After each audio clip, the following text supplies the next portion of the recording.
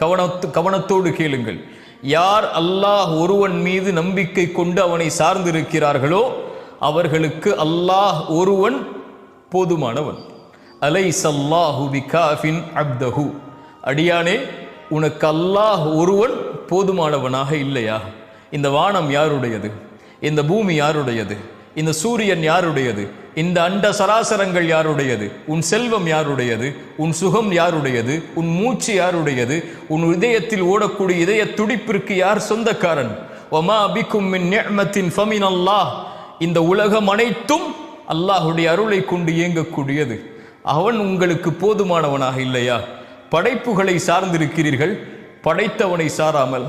நோயால் சிரமப்படுகிறீர்களா? கஷ்டத்தால் கடனால் சிரமப்படுகிறீர்களா? செல்வத்தால் சோதிக்கப்படுகிறீர்களா? குடும்பத்தால் சோதிக்கப்படுகிறீர்களா? கண்ணியத்தால் சோதிக்கப்படுகிறீர்களா? வாழ்வு